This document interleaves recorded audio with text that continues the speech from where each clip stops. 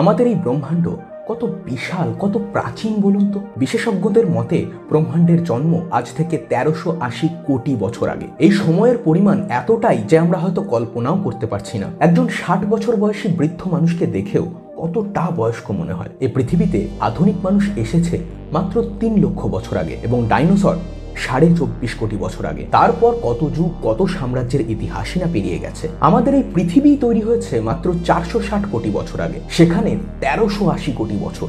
ভাবা যায় আমাদের এই ব্রহ্মাণ্ড কি বৃদ্ধ, তাই না?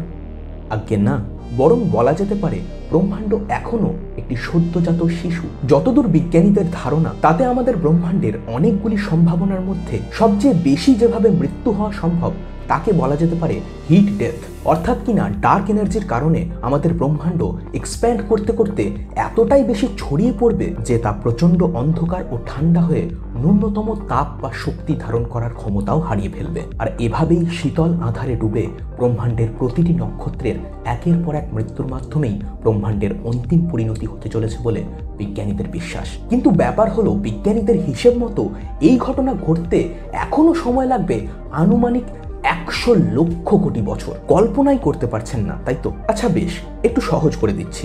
যদি এই ইউনিভার্স একটি প্রাণী হতো যার আয়ু ২৭৫ বছর, তবে এখন এই মুহূর্তে এর বয়স হতো ২ সপ্তাহেরও কম। অর্থাৎ কিনা আমাদের ইউনিভার্স এখনো একটি সদ্যজাত শিশুর চেয়ে বেশি কিছুই না। তাই আমরা যে আজকাল এত কৌতূহলী হয়ে পড়ছি এলিয়েন লাইফের বিষয়ে, ব্রহ্মাণ্ডের অন্য কোথাও বুদ্ধিমান প্রাণীর সন্ধান পাওয়ার জন্য এত অভিযান ও গবেষণা করছি, কিন্তু পাচ্ছি না। হতেই পারে এই ইউনিভার্স যখন তার টিনেজ বা বয়ঃসন্ধিকালে ঢুকবে, তখন কোনো পরিণত ফুল গাছে ধীরে ধীরে পুষ্প প্রস্ফুটিত হওয়ার মতোই গোটা ব্রহ্মাণ্ড প্রাণের প্রাচুর্যে ভরে উঠবে। হয়তো তখন এত অনুসন্ধানও চালাতে হবে না আমাদের। গোটা ব্রহ্মাণ্ডের বিভিন্ন গ্রহ উপগ্রহ, এমনকি হয়তো স্পেসেও প্রচুর বুদ্ধিমান প্রাণীর উৎপত্তি ঘটবে। আপাতত হয়তো আমাদের পৃথিবী এরকম প্রথম এবং একমাত্র গ্রহ যেখানে বুদ্ধিমান প্রাণীর জন্ম ও বিকাশ ঘটেছে। এই সদ্যজাত ব্রহ্মাণ্ডের প্রথম সভ্যতা হয়তো আমরাই। এবং যতদিনে ইউনিভার্স প্রাণ প্রাচুর্যে ভরে উঠবে, ততদিনে হয়তো